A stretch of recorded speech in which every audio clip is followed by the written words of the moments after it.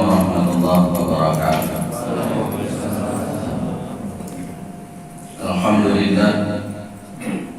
Alhamdulillah alladzi arsala rasulahu bil huda wa dinil haqq liyudhhirahu 'ala ad-dini kullihi wa kafaa billahi shahidan.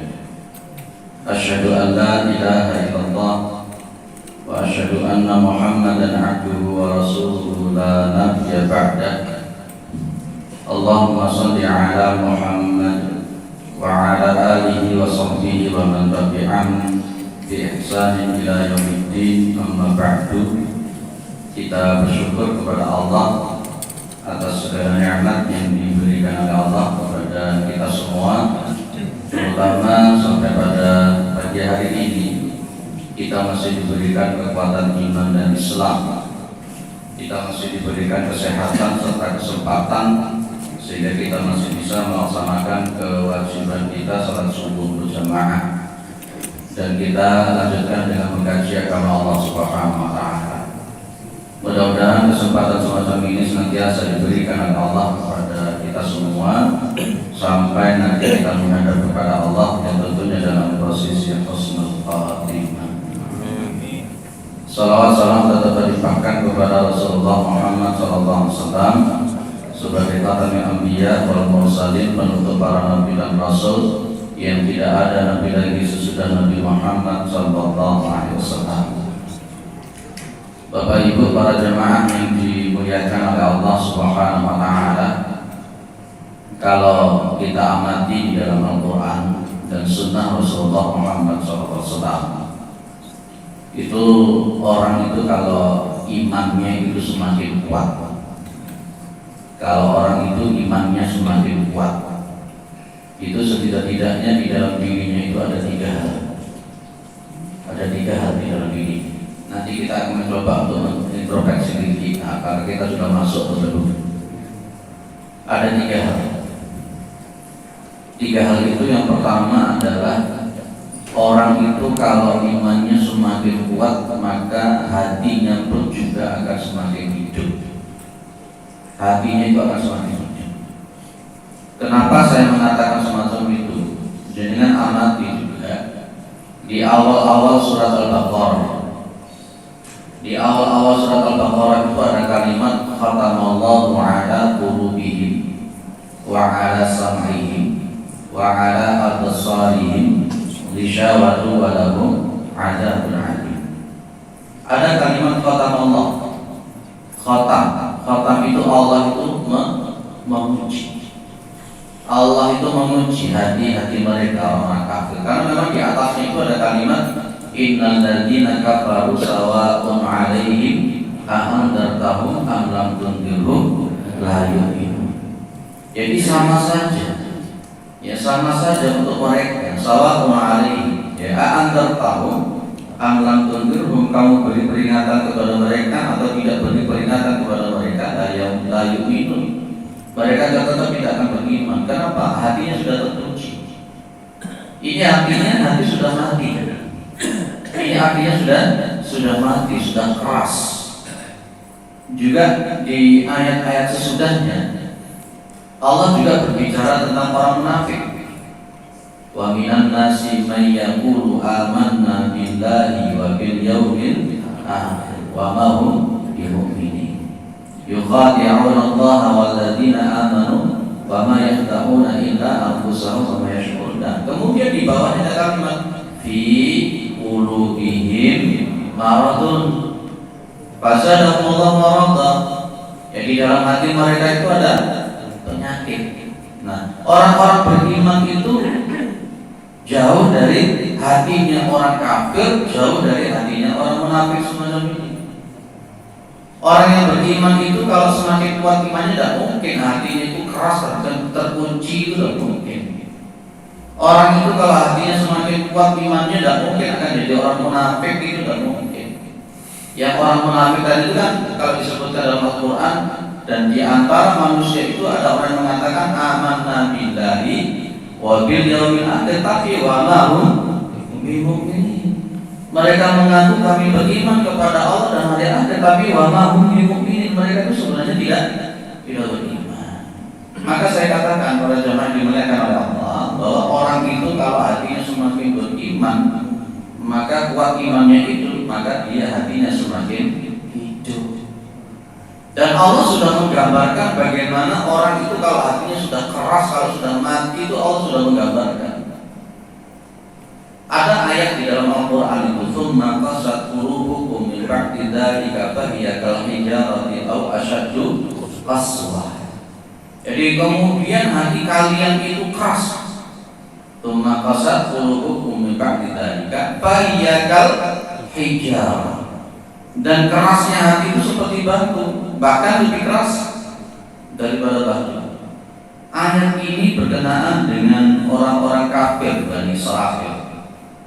Orang-orang kafir Bani Israil. Dan ayat ini sebenarnya berkenaan dengan ceritanya, kisahnya pada masa Bani Israil ketika ada orang yang mati. Itu kan kisah begini menurut para mufassir. Saya kembangkan sedikit ya. Pada waktu itu ada seorang kakek-kakek dalam bahasa kita ya. Uangnya banyak, hartanya banyak. Dia tidak punya keturunan. Dan dia punya keponakan-keponakan.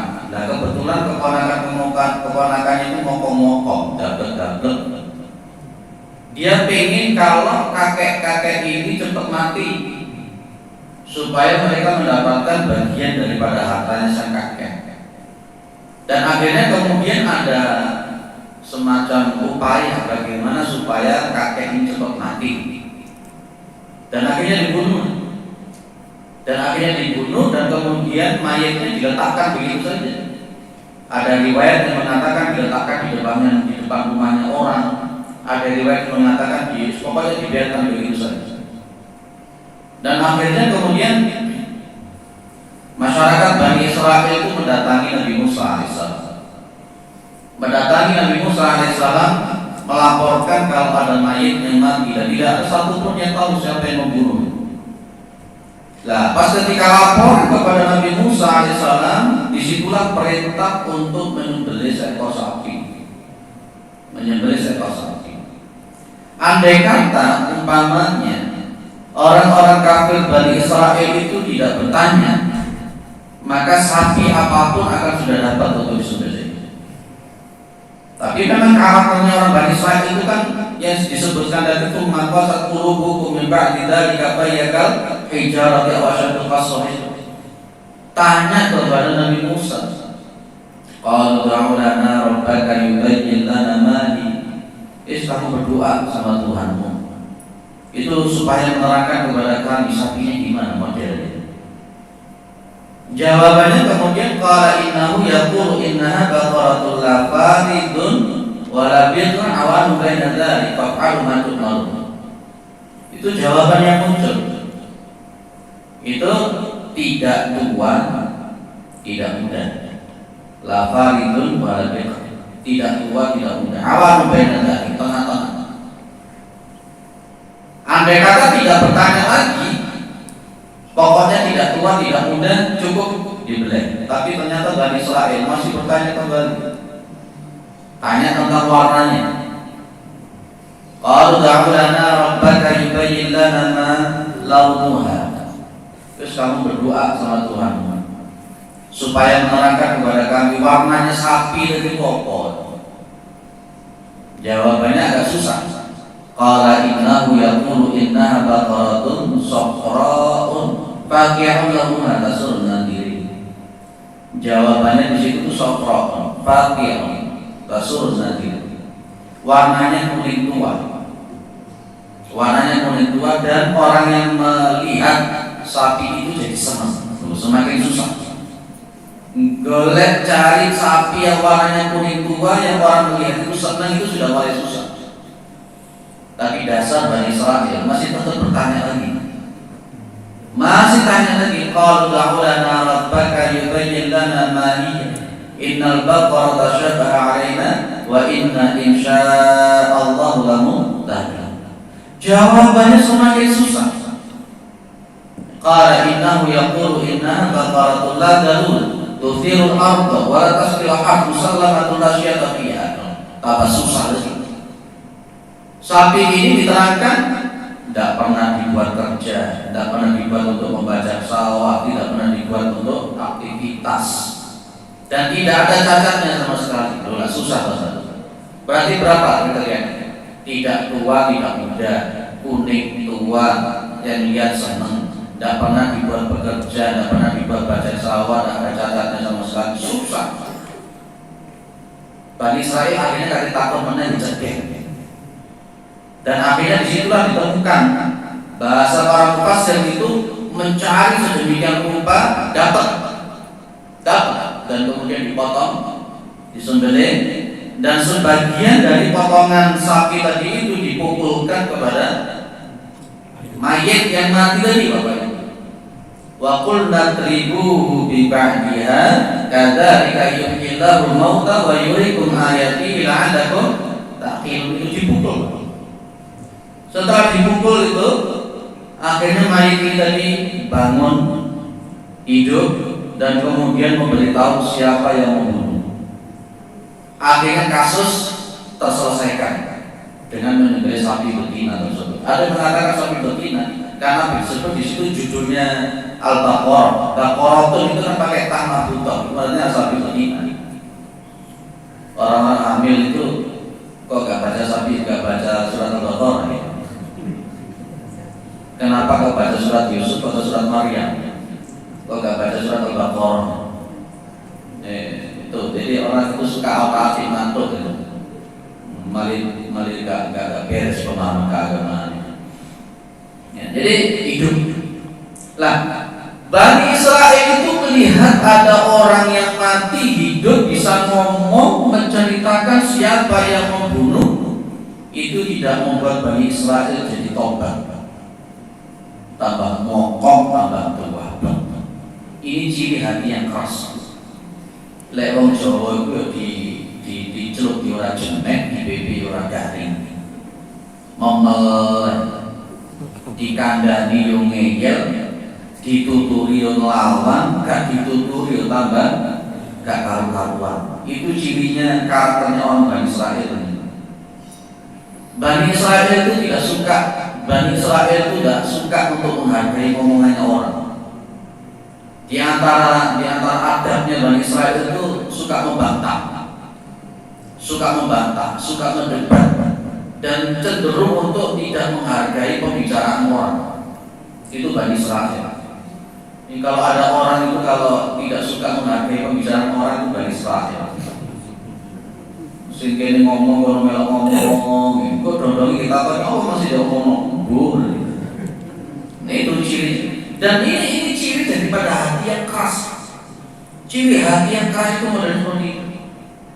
Nah, kalau kita amati kemudian sebelum ayat yang saya ceritakan itu tadi, sebelumnya itu ada ayat-ayat yang menceritakan bagaimana Bani Israil itu ditunjukkan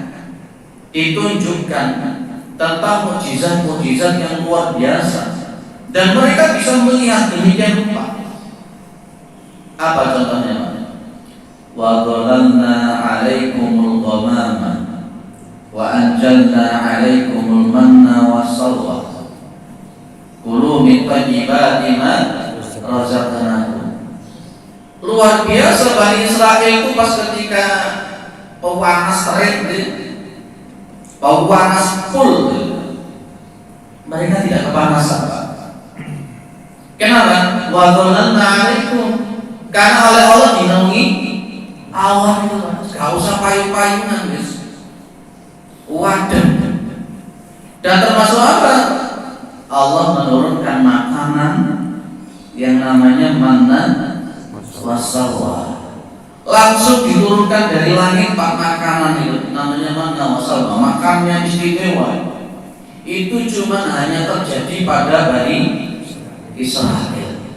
Ya ngono iku sing tetep dablat, ngono iku sing tetep mokok. Ini ciri hati yang keras. Apalagi yang ditunjukkan oleh Allah.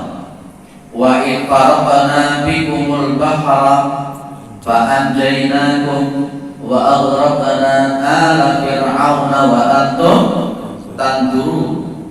Dan ketika kami belah itu yang namanya laut, Nabi Musa memukulkan tongkatnya, ya kan? Kemudian laut itu terbelah. Seret. Nabi Musa lewat, dikejar oleh Fir'aun dan bala tentaranya. Bani Israel melihat ya, Pak. Kalau di ayat yang lain, begitu wajawazna fi bani Israil bahra fa'atau 'ala qaumin yaqufuna 'ala asnami qaumin. Wih, kurang ajar. Jadi begitu sudah dibelah laut itu, mereka diselamatkan itu. Dilalah kemudian Bani Israel itu fa'atau 'ala qaumin yaqufuna 'ala asnami qaumin. Terlihat ada suatu kaum yang menyembah patung. Permintaan Bani Israel, ya Musa ij'al lana ilahan kama lahum alihah. Wahai Musa, tolong buatkan kami Tuhan seperti halnya mereka itu punya Tuhan. Lek ngalamun jenengan sing jadi nabi piye? Ngalamun jenengan jadi rasulnya itu piye? Sudah jelas-jelas ini tauhid, dipukul tongkat terbelah jebret lewat. Ngono sing jadi Tuhan menan. Itu Bani Israel. Watos. Apalagi yang ditunjukkan oleh Allah Subhanahu wa taala. Wa inistasqa Musa liqaumihi faqulna drib bi'asakal hajar fa'fajara minhu 12 aina.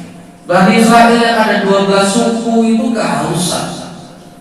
kehausan mereka minta kepada Nabi Musa untuk minum. Tongkat dipukulkan ke batu, muncul 12 sumber. 12 sumber masing-masing suku sudah ada sumbernya masing-masing.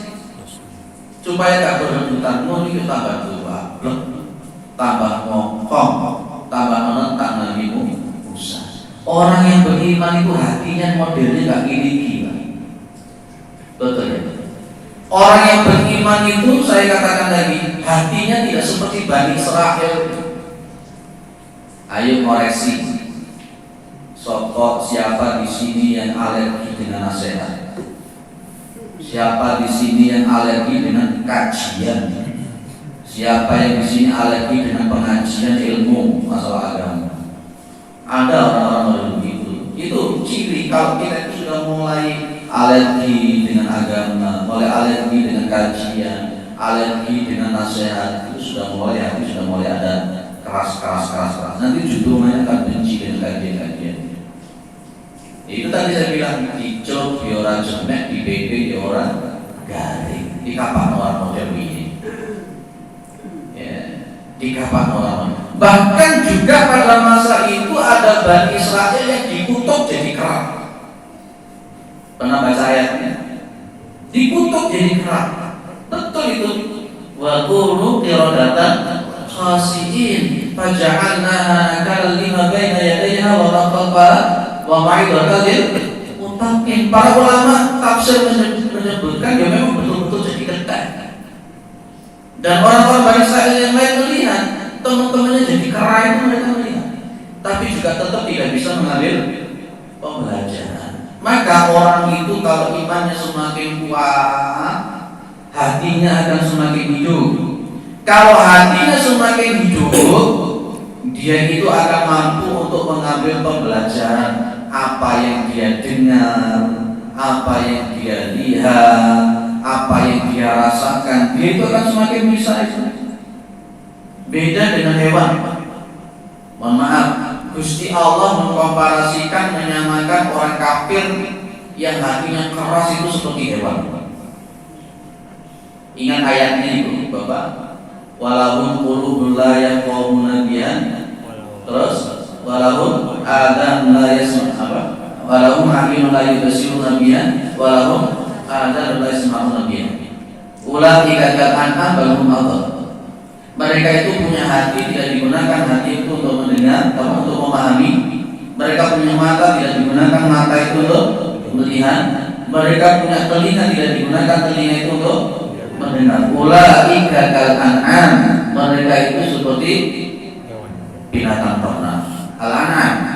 Bal hum adall, bahkan mereka itu lebih rendah daripada binatang ternak. Lihat ya? Jadi poin yang pertama, orang yang hatinya imannya semakin kuat, cenderung hatinya itu semakin hidup. Dia akan mampu mengambil ibrah pembelajaran. ada orang itu rumahnya pinggir kuburan, bahkan mepet dengan kuburan, tapi tetap gak tobat-tobat. Itu ciri hati yang apa? Bendina itu mau mati, setiap hari lihat orang mati tapi tidak berubah untuk jadi taat. Itu tandanya hati itu sudah mulai keras. Bendina ya hadir di pengajian, rumah pengajian, si tetap akhlaknya gak berubah, tuh bablek. Itu berarti ciri hati yang keras. Saya khawatir itu masuk telinga kanan, keluar telinga kanan lagi. Berbalik kabeh. Di antaranya faktor kenapa bisa terjadi begitu, yang meremehkan. Itu yang disebut oleh Rasulullah al-kibru batarul haqqi wa ghamtun nas. Orang Bani Israil itu seperti ini. Al-kibru batarul haqqi wa ghamtun nas. Sombong itu adalah menolak kebenaran, wa ghamtun nas, dan suka meremehkan orang lain. Kadang-kadang ngomongin ala si ceramah si nom kayak Om Agus atau kayak itu dari nom, masya Allah. Hati-hati kalau ada orang punya perasaan begitu. Wong sing ceramah si nom, masa Agus tau wae ditunduri. Aku sakit pengalaman dan masyaallah sudah. Masa bendina kultu tarawih ceramah, subuh ceramah, ora bosen ceramah terus. Lah yo ora gelem yo wis mulia turun ning omah ya beres. Daripada mengacau di dalam sebuah masjid. Ada juga kalau tarawih itu di sana, insyaallah di sini tidak ada. Ada yang menyebut bahwa kultum subuh semacam ini, kultum tarawih dianggap bid'ah, sehingga mereka tidak mau. Jadi kayak tadi malam itu saya lihat, mudah-mudahan ini benar. Ketika ada kultum, dia keluar, tidak mau dengarkan. Nanti begitu kultum selesai, dia masuk ke tarawih. Masya Allah. Bahkan dua orang yang saya amati, saya ceramah, dia di luar ngomong-ngomong, tapi di atas sepeda motor. Begitu kultum sudah selesai, masuk kemudian ke tarawih.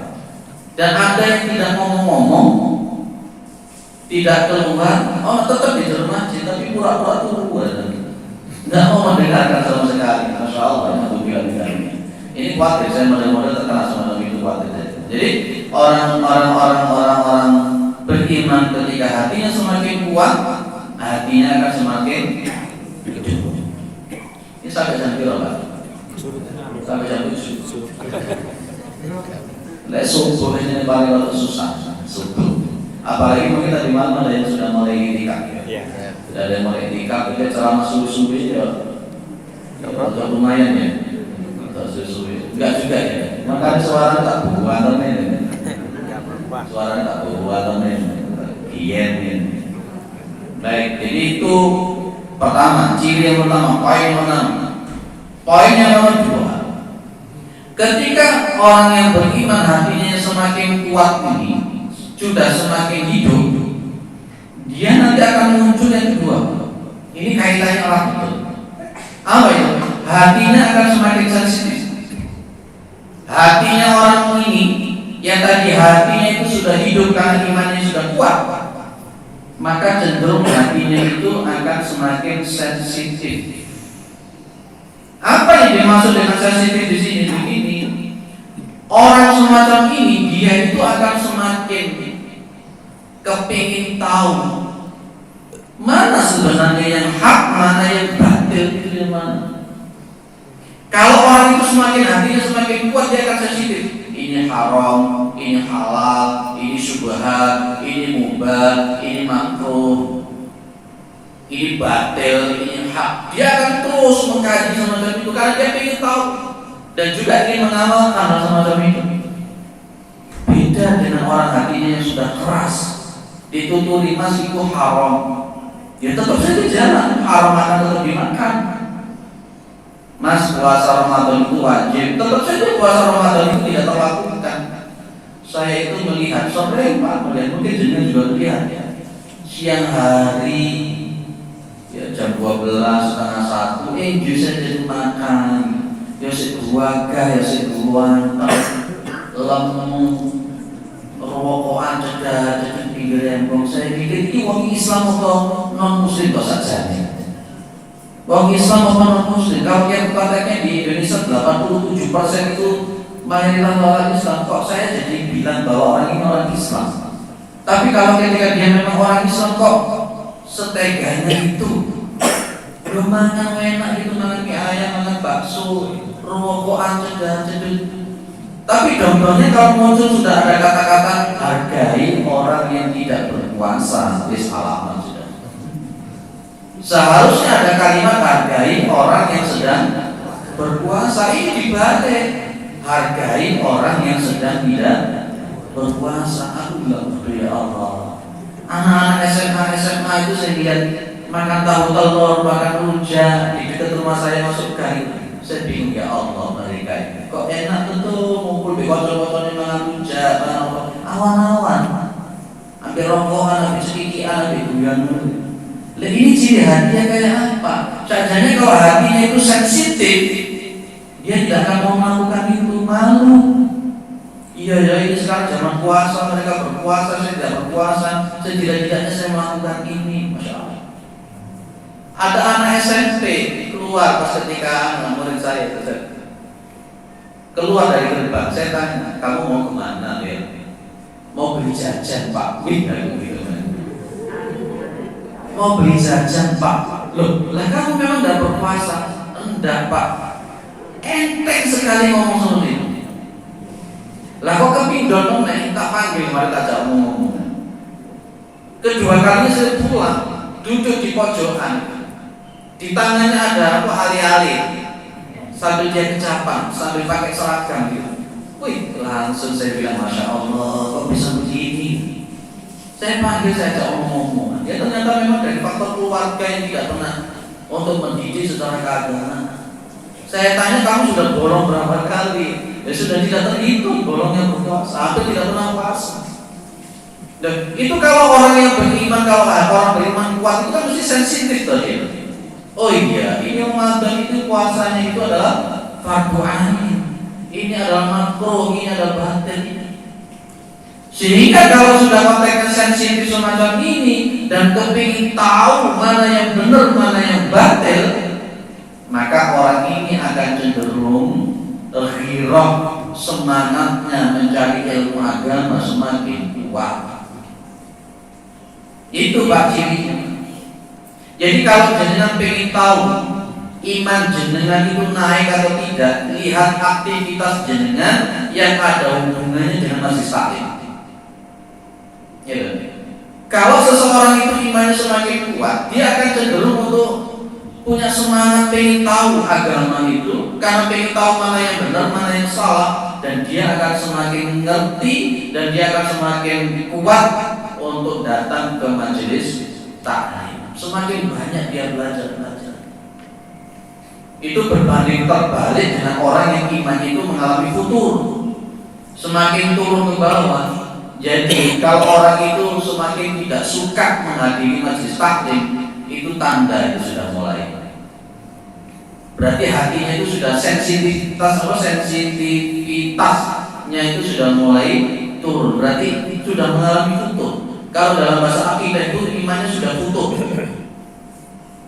Tinggal jenengan bisa melihat. Kalau tadi poinnya hati semakin hidup, bisa mengambil ibrah yang dilihat, yang didengar, yang dirasakan. Sekarang jenengan bisa mengintrospeksi lagi. Semangat jenengan untuk mengkaji agama itu sampai mana? Semangat jenengan untuk mengkaji agama itu sampai mana? Nah itu semakin kuat untuk mengkaji agama, nah itu tanda. Berarti sudah mulai sensitif. Semakin lemah untuk mengkaji agama, bahkan sama sekali mungkin tidak mau tahu tentang masalah agama, itu juga semakin tanda bahwa iman itu juga semakin turun. Saya ingin mengembangkan sedikit. Kan yang namanya menuntut ilmu agama itu kan hukumnya kan fardu ain ya. Betul kan ya? Lah orang-orang iman yang kuat itu dia akan cenderung untuk melaksanakan kewajiban-kewajiban itu. Wong dalilnya jelas kok. Talabul ilmi fardhatun ala kulli muslimin. Itu ada tak marbutah, ada tak marbutah. Kalau kita belajar bahasa Arab itu tidak mungkin ya. Tidak mungkin antara mubtada dengan khobar itu sama. Mubtada dan khobar berbeda itu tidak mungkin. Kalau mubtada'nya itu mudzakkar, otomatis khobarnya itu mesti mudzakkar. Itu kalau bahasa Arab kita belajar begini.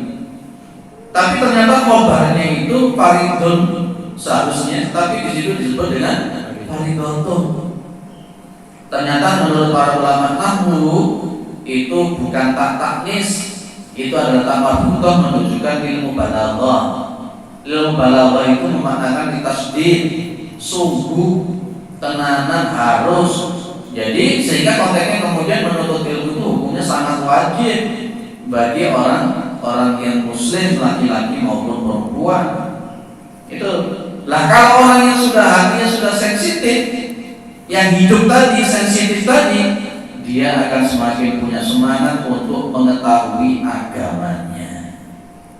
Itu, ibu bapak yang dimuliakan oleh Allah, kehancuran umat Islam itu diawali dari semangat mengkaji Al-Quran dan Sunnahnya semakin turun. Jadi kan amati dalam sejarah. Ketika sudah muncul taklid buta, sudah muncul fanatisme, sudah tidak mau belajar lagi, sementara ilmu itu terus berkembang, itulah yang bikin umat Islam itu jatuh. Apalagi setelah zaman Renaissance itu ya, itu setelah itu. Dan itu pas ketika Irak dihancurkan oleh dilakukan sehebat-hebatnya. Jadi itu poinnya nomor 2. Jadi kalau orang itu imannya semakin kuat, maka dia itu hatinya semakin sensitif, semakin semangat untuk mencari pengetahuan mana yang benar, mana yang salah. Maka pernah saya sampaikan di sini ada 3 macam hal keilmuan agama yang fardu ain untuk kita pelajari. Apa itu? Mengetahui mana akidah yang benar, mengetahui mana ibadah yang benar, dan mengetahui mana akhlak yang benar. Itu fardu ain. Baik, nomor 3. Situ kok disingkat ya. Ada dialog atau tidak? Boleh. Ada dialog? Boleh ya, ada dialog. Kalau tidak ada ya tidak apa-apa, lebih cepat selesai. Kalau kemarin di masjid A itu bilang, Pak, kalau berhentinya sebelum suruh kagum orang-orang itu. Kalau pulang emang jadi nunggu suruh, sekalian aja Pak ngajinya sampai suruh, jadi enak nunggunya nggak lama-lama. Tak guyon ini konsekuensinya pokoknya bisa turun. Gue lagi ini kecepatan, jadi kecepatan itu ya repot ya. Jalur-jalur diri sampai suruh turun diri yang susah juga. Baik, yang nomor 3. Kalau sudah orang beriman ini kuat, semakin kuat hatinya semakin hidup. Kemudian yang kedua tadi, hatinya semakin sensitif. Kalau sudah model 2 ini, dia akan merasakan nomor 3. Ini kita koreksi lagi nanti, kita introspeksi lagi. Orang semacam ini nanti dia akan semakin mampu merasakan manisnya iman. Dia akan mampu merasakan manisnya ibadah. Merasakan manisnya ibadah. Ada orang itu makan buah jeruk, katakan begitu. Buah jeruk itu ya enggak kecut, ya enggak manis, rasanya sepon, namanya orang Jawa bilang. Apa sepon namanya? Anyep gitu. Ada orang itu yang beribadah, dia tidak mampu Pak merasakan manisnya ibadah. Dan kadang-kadang pas ketika dia sholat ya suara mana dia orang warep, ya mana dia orang luwi, ya orang pedes, ya orang asin, ya orang begini, sepos-sepos kan rasa. Orang-orang yang hatinya semakin kuat, yang sudah semakin hidup, yang semakin sensitif, itu dia sudah mulai merasakan enjoynya, manisnya beribadah. Ada enggak jenengan di sini itu pas ketika ibadah itu sejak takbir sampai salam itu bilang biar kawan. Hampir setiap hari. Itu yang kemudian oleh Allah disebut dengan fawailul lil musallin alladzina hum an salatihim sahun. Biar nanti koyo mabuk. Orang mabuk itu tidak ngerti apa yang diucapkan. Orang mabuk itu bahkan tidak ngerti apa yang dia lakukan. Loh Pak, saya ini tidak mabuk. Betul, kita tidak minum minuman keras, tapi seringkali kita sholat itu memposisikan diri seperti orang mabuk. Jenenge sholat itu sing dieling ku apa ya Pak? Jujur saja, kita seringkali mengalami semacam itu. Nanti kalau hatinya semakin kuat, semakin hidup, semakin sensitif, sudah mulai terminimalisir. Ya mungkin si ono ini, tapi lama-kelamaan dia akan semakin enak enjoy. Saking enjoynya itulah orang yang paling bisa merasakan manisnya iman itu adalah Rasulullah. Orang yang paling bisa merasakan manisnya iman, manisnya ibadah itu adalah Rasulullah Muhammad SAW. Bagaimana bisa begitu Pak? Sudah pernah saya beritakan di sini dulu Rasulullah itu. Ya Rasulullah itu kalau sholat malam itu luar biasa. Rasulullah itu kalau sholat malam itu luar biasa. Satu rakaat beliau itu sanggup untuk menghabiskan surat Al-Baqarah, An-Nisa dan Ali Imran dalam satu rakaat. Kalau sholat malam beliau panjang. Kalau sholat subuh panjang. Nabi kalau sholat subuh, terutama hari Jumat, yang dibaca surat As-Sajdah, surat rakaat pertama. Rakaat kedua membaca surat Al-Insan. Nabi Muhammad itu begitu sholatnya begitu panjangnya semacam itu. Satu rakaat sholat malam sanggup Al-Baqarah, Ali Imran, surat An-Nisa habis. Dan itu Rasulullah merasakan nikmat.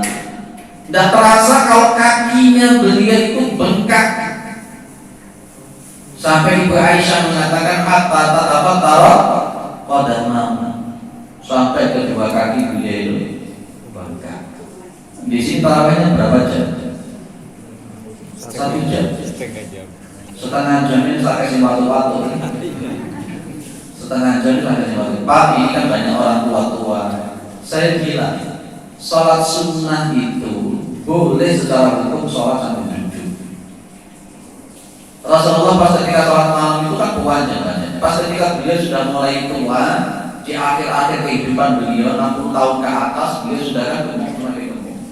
Beliau itu kalau sholat malam itu beliau duduk, kemudian membaca cukup panjang. Pas ketika beliau akan rukuk, beliau berdiri, melanjutkan bacaan tersebut. Kemudian setelah selesai bacaan itu, beliau kemudian akan berrukuk dan seterusnya.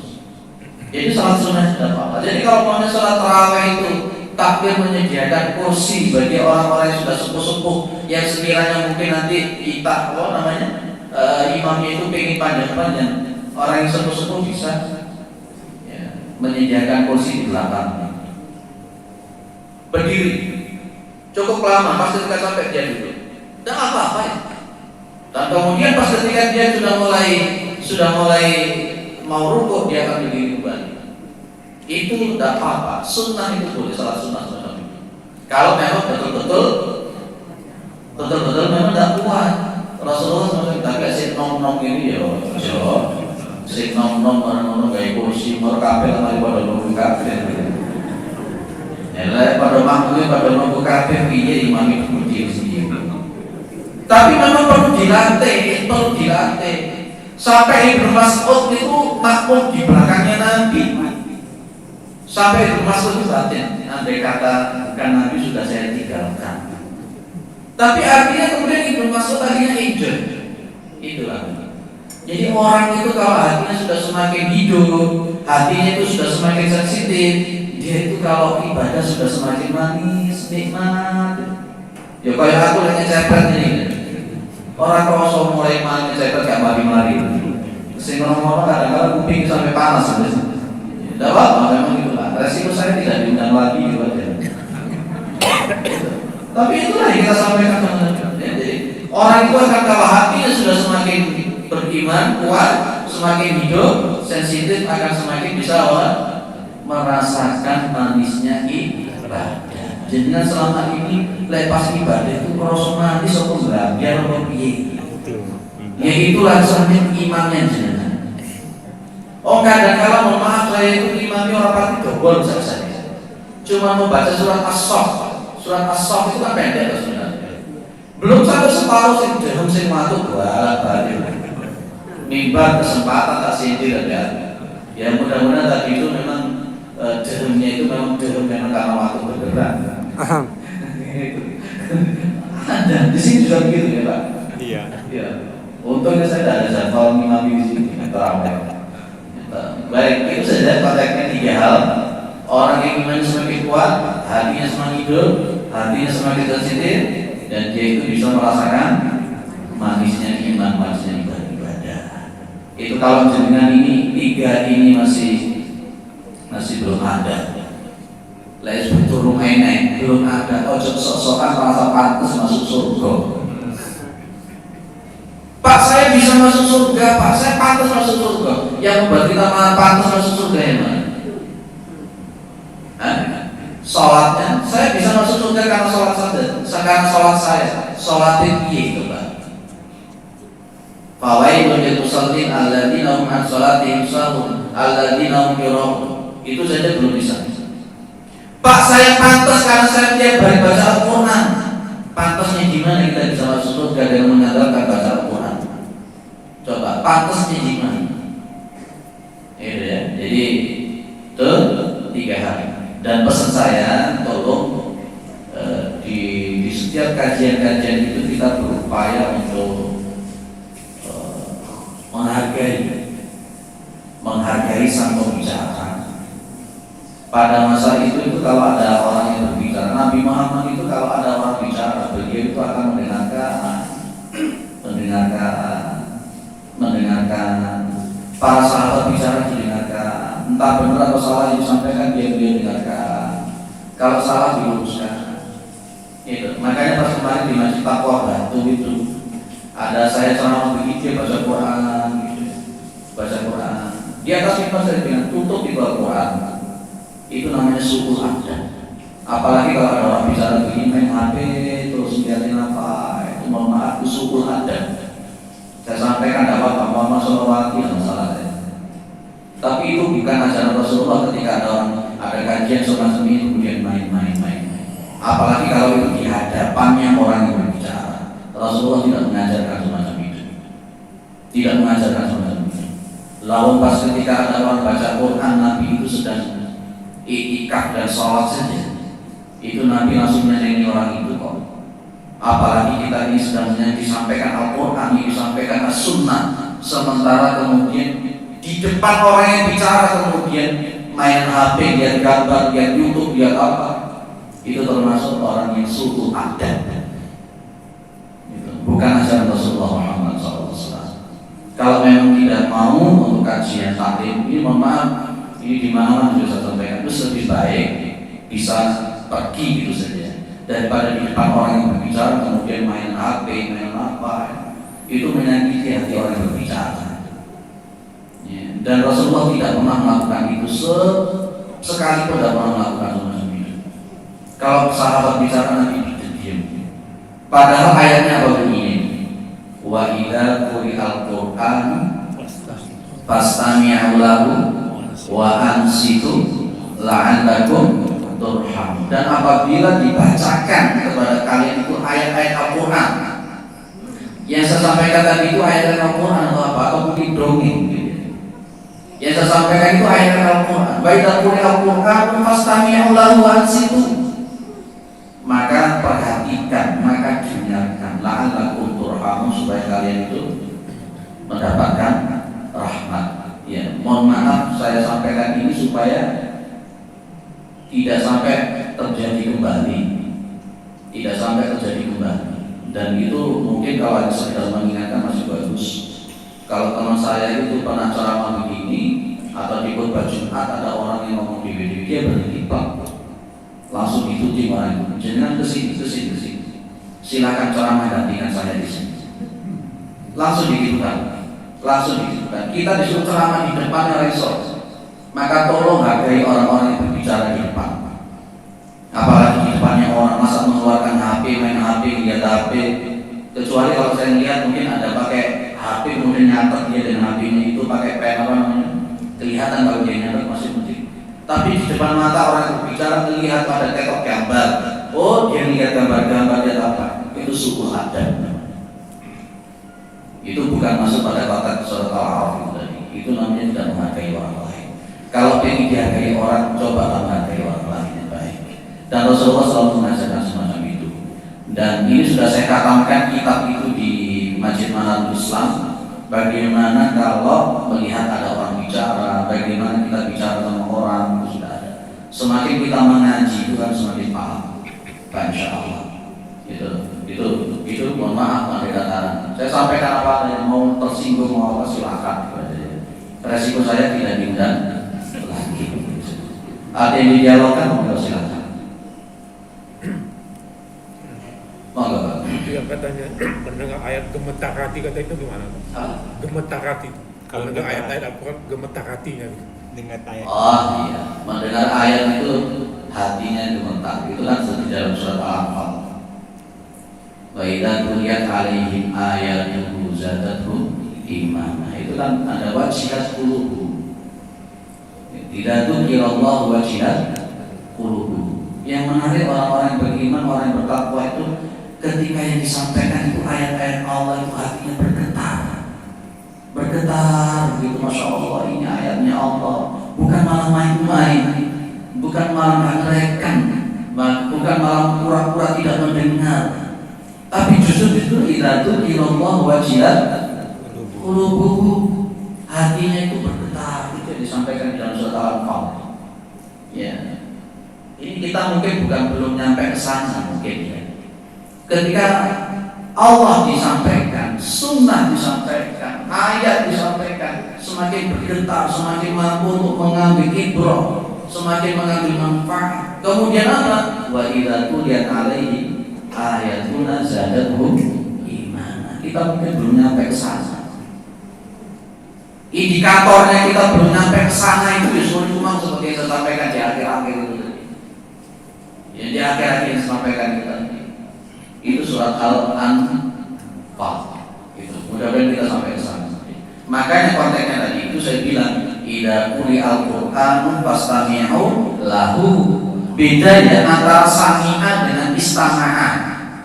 Apa bedanya sami'a dengan istama'ah? Kalau sami'a ada orang ngomong seret kita dengar. Tapi kalau istama'ah apa itu? Berupaya. Jadi dengar berhenti dengan itu namanya sami'ah. Itu namanya sami'ah. Apa istama'ah? Kalau namanya dengar ya sudah dengar gitu saja, perkara paham atau tidak, dipakai atau tidak itu sami'ah. Tapi kalau yang namanya istama'ah, berupaya semaksimal mungkin supaya mampu untuk memahami, itu istama'ah. Itu istama'ah. Makanya kalau di Masjid Taqwa kemarin itu dia mendengar, di Masjid Manarul juga begitu. Saya pas ketika ceramah dia baca Quran. Ini namanya sami'ah. Dia baca Al-Quran, bahwa dia mendengarkan atau tidak, tapi dia hanya sekedar sami'ah. Tapi kalau namanya istama'ah, Al-Quran ditutup plek, ditaruh plek dengar. Itu namanya istama'ah. Dan Al-Quran itu menyebutkannya idza quri'al Qur'anu fastami'u. Pakai istama'ah ya istama'ah.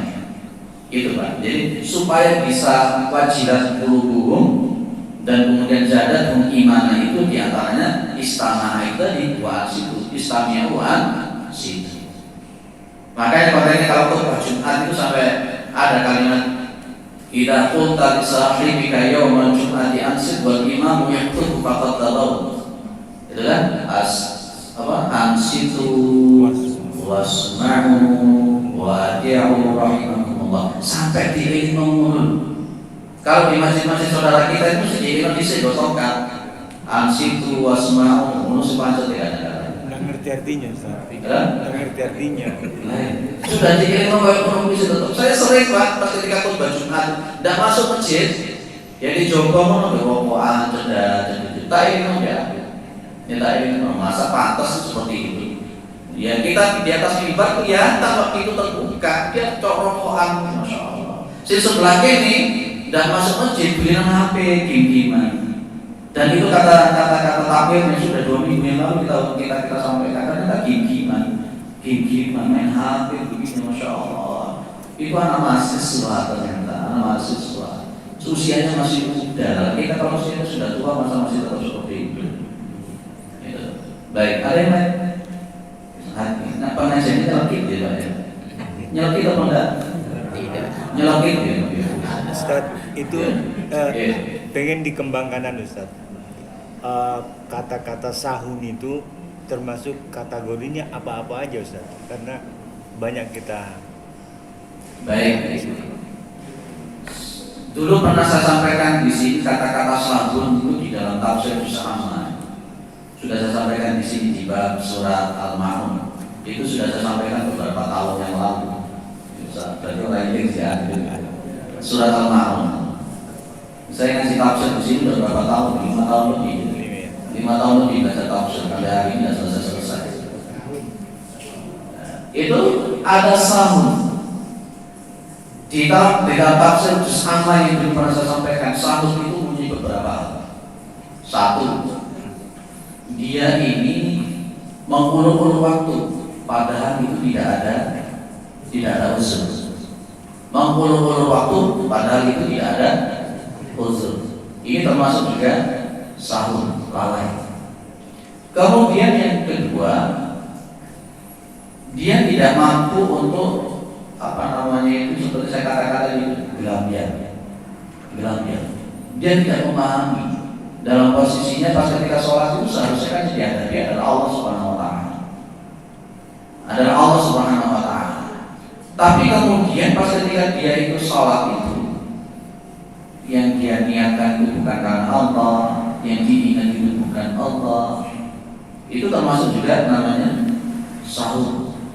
Termasuk juga sahur itu kalau tadi memundur-mundur yang ke nomor 3 itu betul-betul tidak melakukan sholat. Itu termasuk lalai, dia meninggalkan sholat itu sendiri. Nah, seringkali yang disampaikan oleh para ulama di dalam masjid-masjid itu, Pak Ustadz, yang disampaikan itu yang nomor 2. Makanya saya katakan begini, Ibu, Bapak, orang sholat itu harus ada beberapa unsur. Orang sholat itu harus ada beberapa unsur. Ada hudurul qalbi, ada tafhim, ada ta'dim, ada khauf, ada roja, ada al-haya. Ini unsurnya sholat itu kan 6 hal ini.